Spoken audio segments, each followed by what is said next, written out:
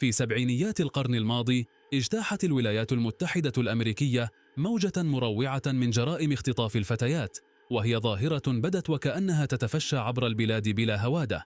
تلك الفترة الزمنية شهدت ارتفاعا ملحوظا في عدد القضايا المسجلة لاختفاء فتيات، مما أثار الذعر والقلق الشديد في قلوب العائلات والمجتمعات على حد سواء.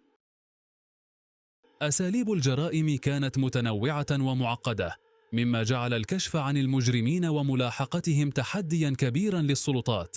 العديد من هذه الحالات بقيت دون حل لسنوات، وبعضها ما زالت لغزا حتى يومنا هذا. الخاطفين في كثير من الأحيان كانوا يستخدمون الخداع والتمويه لجذب ضحاياهم، مستغلين براءتهم وثقتهم الطبيعية في الآخرين. إيمي بليج أبصرت النور في 9 يناير عام 1957. تنفست هواء ضواحي ميامي للمرة الأولى. المكان بكل تفاصيله مثير للإعجاب بطريقة تستحيل معها اللامبالاة. المظاهر الخلابة من شمس ميامي المشرقة، النخيل الوارف والمحيط الواسع يبعث على الشعور بحياة مفعمة بالجمال وخالية من القلق. وهكذا عند الغرق في جمال ميامي الطبيعي يمكن للمرء أن يغفل بسهولة عن الأخطار التي قد تختبئ وراء هذه الروعة. في 5 مارس عام 1974 كانت إيمي التي بلغت 17 من عمرها تعود من المدرسة. كانت تخطط لتناول وجبة الغداء ثم الخروج لقضاء وقت ممتع مع أصدقائها، لكن ذلك يحتاج إلى نقود، فاتصلت بوالدها لطلب مصروفها. كان يوم عمل بالنسبة لوالدها، لذا كان عليها زيارته في المكتب الذي يتواجد فيه أثناء العمل لتحصل على المال. بعد أن أتمت وجبة الغداء استقلت إيمي سيارة عابرة للوصول إليه بعد أن تعبت من الوقوف وانتظار سيارة أجرة، لكن هذا القرار كان بمثابة خطوة حرجة في مسار حياتها. يمر الوقت بسرعة وكان والدها ينتظرها في مكتبه. حل المساء سريعا ولم تظهر إيمي. بدأ القلق يسيطر على والدها. 9 مساء وكان على إيمي الوصول إليه عند 3 بعد الظهر. كان ذلك غير طبيعي.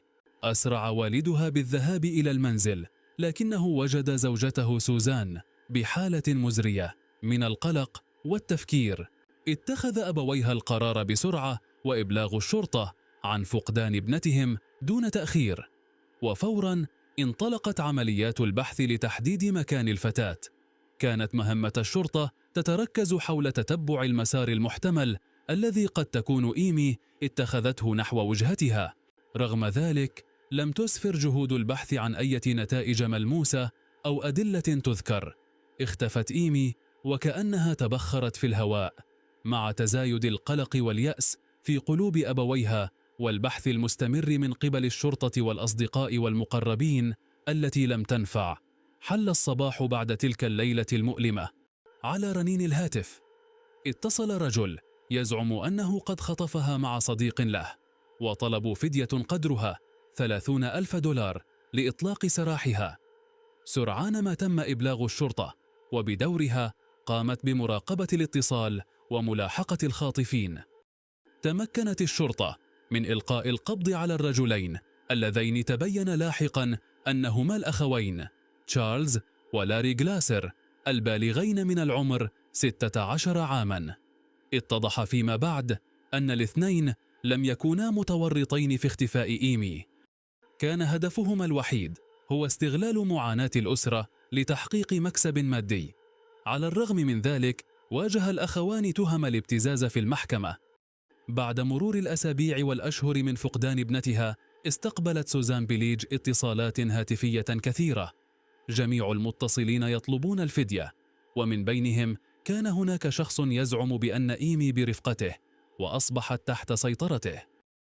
هذا الغريب شرح بتفاصيل مؤلمة حول استعبادها وإجبارها على المعاشرة. وإذلالها نفسيا وتعذيبها جسديا، مما جعل سوزان تشعر بالرعب الشديد. بذلت الشرطة جهودا لتتبع مصدر المكالمات، إلا أن الخاطف كان ذكيا بما فيه الكفاية لاستخدام الهواتف العامة، مما أدى إلى إضافة طبقة أخرى من الغموض إلى هذه القضية الغامضة دون التوصل إلى أي نتائج حاسمة. تحولت هذه القضية إلى لغز معقد بمرور الوقت، حيث استخدم الخاطف ذكاءه ومهاراته في التمويه للبقاء خطوة واحدة أمام الشرطة. بالرغم من التقنيات المتقدمة والجهود الحثيثة، كانت كل محاولة لرصد المكالمات تنتهي بطريق مسدود. الخاطف لم يترك أي أثر يمكن تتبعه، مما جعل تحديد موقعه أمرا شبه مستحيل. هذا الأسلوب المحكم أدى إلى تعميق الغموض حول القضية وزيادة التحديات أمام فريق التحقيق، الذي وجد نفسه في سباق مع الزمن لحل اللغز قبل فوات الأوان. مع توالي الأيام، تحولت القضية إلى أحجية معقدة تستهلك تفكير سوزان وجهود السلطات. الرسائل الصوتية المرسلة إليها كانت تحمل تحذيرات وإنذارات غير مفهومة، مما زاد من ضغط الألم والعجز لديها. وعلى الرغم من الجهود المكثفة والتحريات الواسعة التي قامت بها الشرطة، بما في ذلك تحليل الصوت واستجواب الأشخاص المشتبه بهم، ظل مكان إيمي وهوية الخاطف مجهولين. هذا الوضع اليائس دفع سوزان إلى البحث عن مساعدة خارج الإطار التقليدي. تواصلت مع خبراء في الجريمة الإلكترونية وطلبت من المجتمع المحلي أي معلومات قد تساعد في تحرير ابنتها. وبمرور الوقت بدأت حملة توعية على وسائل التواصل الاجتماعي تكتسب زخما، حيث شارك الناس من جميع أنحاء البلاد في نشر صورة إيمي ومعلومات عن اختفائها، أملا في جذب انتباه شخص قد يكون لديه معلومات حاسمة. في هذه الأثناء استمر المختطف في اللعب بأعصاب سوزان، إلا أن تحليل بعض الخيوط الدقيقة في الرسائل الصوتية والاتصالات كشف أخيرا عن نمط محتمل قد يقود إلى موقعه. الشرطة بالتعاون مع خبراء تكنولوجيا المعلومات بدأت في تضييق الخناق على دائرة البحث، مستخدمين كل التقنيات المتاحة من تتبع الإشارات إلى التحليلات الجغرافية المكانية. كل هذه الأحداث أضافت طبقات من التعقيد على القضية، لكنها في الوقت ذاته بنت جسورا من التعاطف والدعم بين سوزان ومجتمعها. الأمل في العثور على إيمي وإعادتها إلى والدتها لم يخب يوما، ومع كل يوم يمر كان هناك إصرار متجدد على كشف الحقيقة وانتزاع العدالة من أنياب الظلم والغموض. عزمت سوزان على فعل المستحيل لإعادة ابنتها سالمة، وفي لحظة تحول غير متوقع عثرت الشرطة على الكاميرا الخاصة بإيمي ملقاة على جانب طريق سريع في فلوريدا.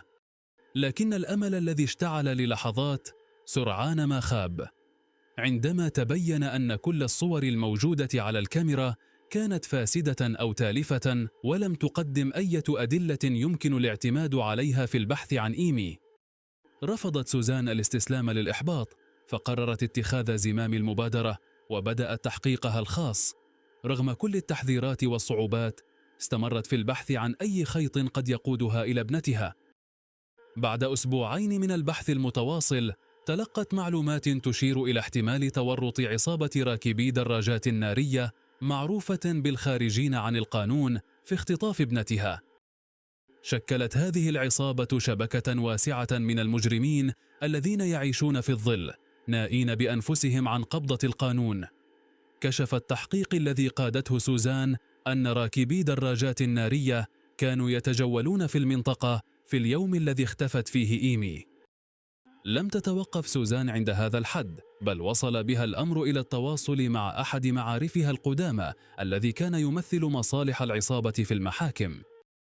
بعد بذل مجهود دؤوب، نجحت سوزان في تنظيم مقابلة مع 2 من راكبي الدراجات النارية وواجهتهما شخصياً. كلاهما نفى معرفته بملابسات اختفاء إيمي. بيد أنهم كشفوا لها عن معلومات مروعة عن أعمال عصابة سرية تشمل خطف الفتيات وتجارتهن كعبيد أو مبادلتهن بثروات ثمينة، وأشار إلى الأنشطة الإجرامية الخفية للعصابة. كشف عن تورط العصابة في شبكة واسعة تختص بخطف الشابات لأغراض مختلفة تتراوح بين الاستعباد والتبادل التجاري بسلع ذات قيمة عالية. هذه الإفصاحات المذهلة تشير إلى وجود تنظيم إجرامي معقد ومتجذر يعمل بشكل سري وبعيد عن الأنظار، مما يضيف طبقة جديدة من التعقيد إلى القضية ويوسع نطاق التحقيق ليشمل أبعاداً جديدة غير متوقعة. على الرغم من الحقائق المريرة التي كشفتها التحقيقات، لم تفقد سوزان الأمل. كانت مدركة بشكل أعمق من أي وقت مضى أن معركتها لن تكون سهلة، لكنها عاهدت نفسها أن تواصل البحث حتى تجد إيمي وتعيدها إلى البيت. قصة سوزان أصبحت قصة معروفة في كل بيت، وانتشرت كرمز للأمل والشجاعة في مواجهة اليأس والظلم. وبكل قوة وإصرار تتابع سوزان مسيرتها، محملة بالأمل والصلاة لتعيد ابنتها إلى عناقها مرة أخرى. وعد أعضاء العصابة بمحاولة التعرف على إيمي ابنة سوزان. كان لقاؤهم هذا بمثابة شعاع ضئيل من الأمل في ليل طويل من اليأس، لكن هذا الأمل تبخر بسرعة مع مرور الأيام دون أي اتصال منهم. لقد غرقت سوزان في بحر من الصمت المفاجئ، تتساءل إن كان الخوف من المشاكل التي قد تنشأ بسبب لقاءاتهم السابقة مع سوزان هو السبب، أو أنهم ببساطة قرروا التخلي عنها. مع ذلك لم تستسلم سوزان. في تحد جديد استطاعت لقاء امرأة تم اختطافها في الصغر واستعبدت من قبل عصابة من سائقي الدراجات النارية. كانت هذه المرأة التي كافحت لتنجو وتفلت من قبضتهم بعد سنوات من الأسر مفتاحا جديدا في رحلة سوزان. تحدثت الأسيرة السابقة عن معاناتها والأخطار التي تحيط بعصابة كهذه، ما زاد من اقتناع سوزان بأن هذه العصابة قد تكون وراء اختفاء ابنتها.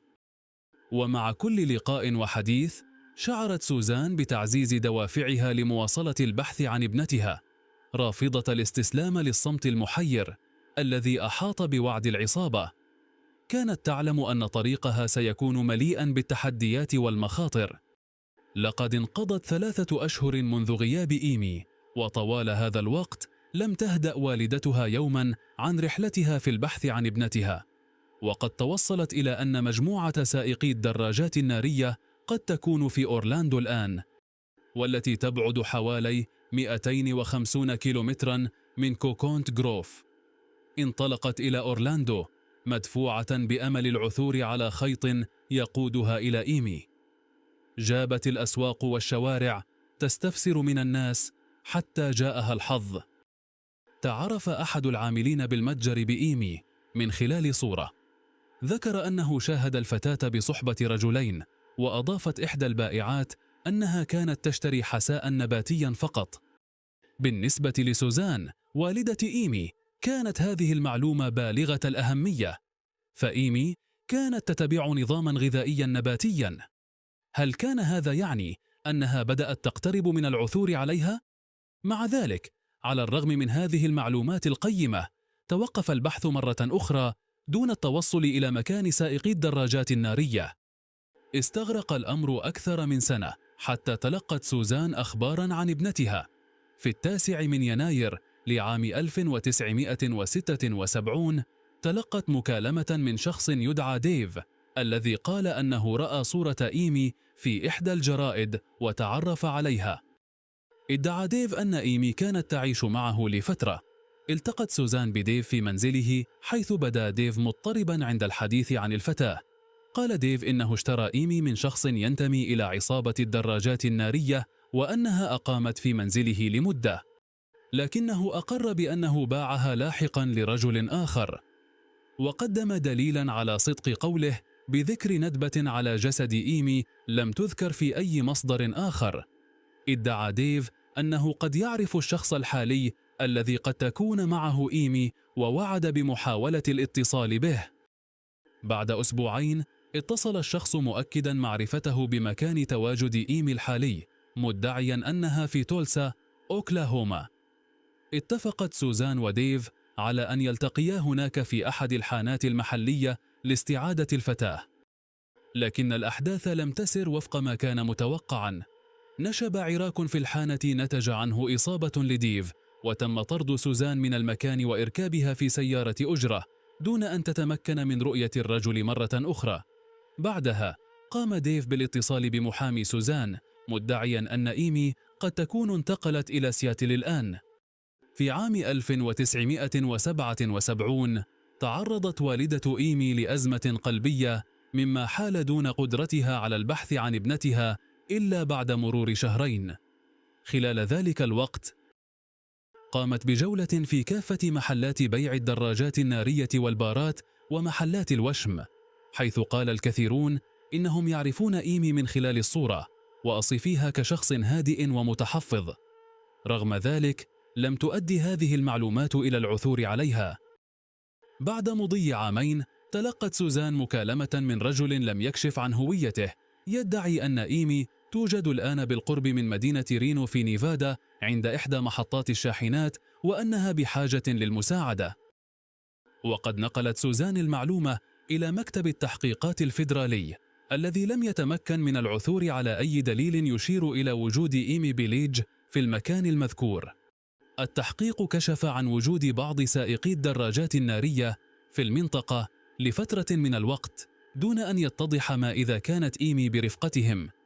منذ ذلك الحين لم تظهر أي معلومات جديدة تساهم في العثور على الفتاة، وباءت كل المحاولات لتحديد مكان إيمي بيليج بالفشل.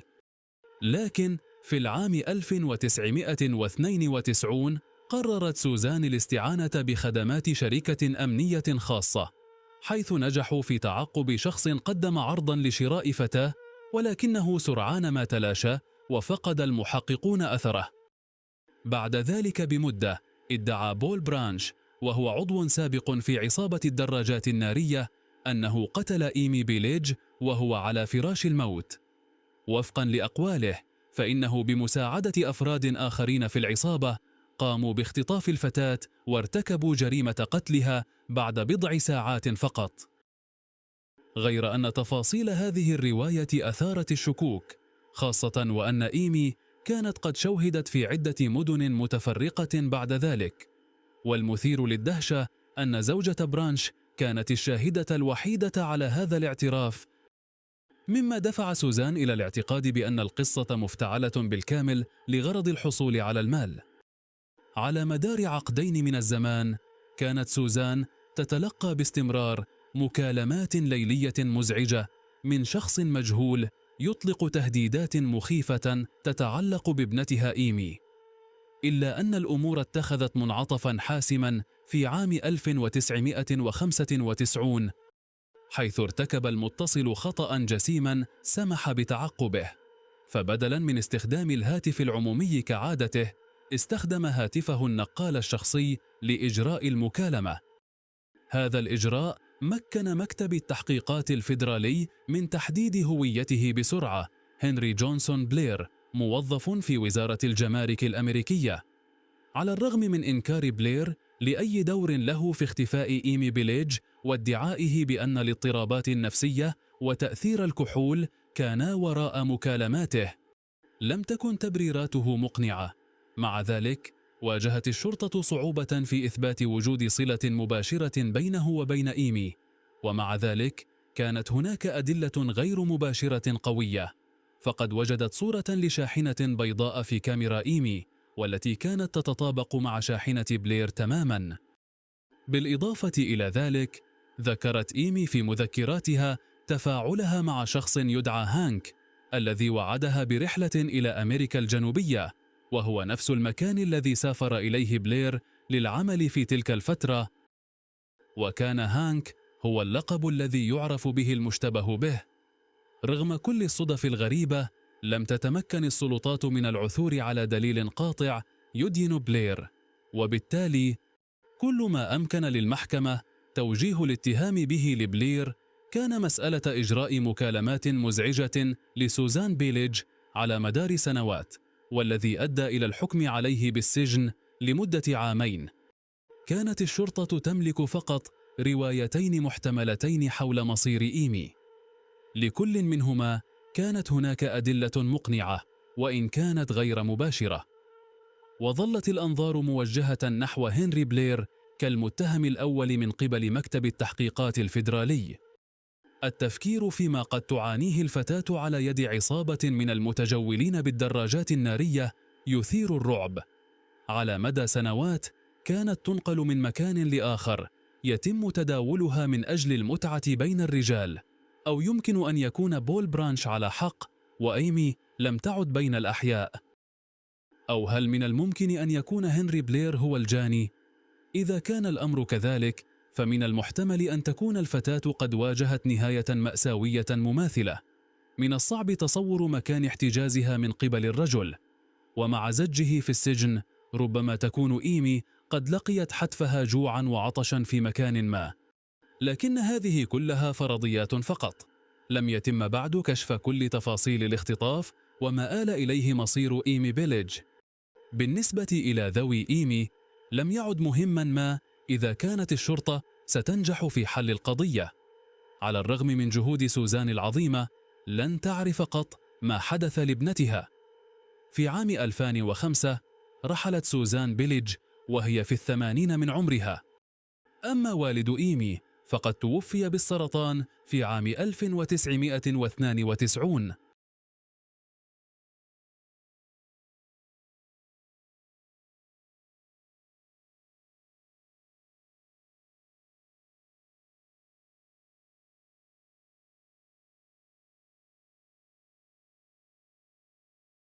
هناك عدة حالات بارزة لفتيات تم اختطافهن لسنوات في الولايات المتحدة الأمريكية، وتمكن بعضهن من النجاة والعودة إلى منازلهن في نهاية المطاف. إليك بعضا من أشهر هذه القصص.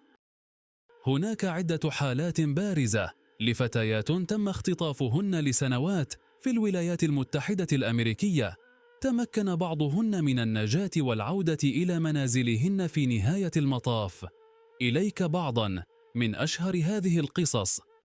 جايسي دوغارد اختطفت في يونيو من عام 1991 عندما كانت تبلغ من العمر 11 عاما في ساوث ليك تاهو، كاليفورنيا. ظلت محتجزة لمدة 18 عاما قبل أن يعثر عليها في أغسطس 2009. إليزابيث سمارت اختطفت في يونيو 2002 عندما كانت تبلغ من العمر 14 عاما من منزل عائلتها في سولت ليك سيتي، يوتا. تم تحريرها بعد 9 أشهر في مارس 2003. أماندا بيري وجينا دي خيسوس وميشيل نايت. هؤلاء الفتيات اختطفن في حالات منفصلة في كليفلاند، أوهايو بين 2002 و2004. تم احتجازهن لأكثر من عقد قبل تحريرهن في مايو 2013. شاون هورنبيك اختطف في أكتوبر 2002 عندما كان يبلغ من العمر 11 عاما في ريتشوود، ميزوري. وعلى الرغم من أنه ليس فتاة، إلا أن قصته معروفة جيدا بسبب مدة احتجازه التي استمرت 4 سنوات ونصف قبل العثور عليه في يناير 2007. ناتاشا كامبوش، على الرغم من أن قصتها ليست في الولايات المتحدة، حدثت في النمسا، إلا أن قصة اختطافها واحتجازها لمدة 8 سنوات منذ أغسطس 1998 حتى أغسطس 2006 غالبا ما تذكر في سياق النقاشات حول حالات الاختطاف لفترات طويلة. هذه القصص نالت تغطية إعلامية واسعة، وأصبحت جزءا من الوعي العام حول تحديات ومخاطر الاختطاف، كما أنها سلطت الضوء على أهمية الجهود المستمرة لحماية الأطفال وتعزيز سلامتهم في جميع الأوقات.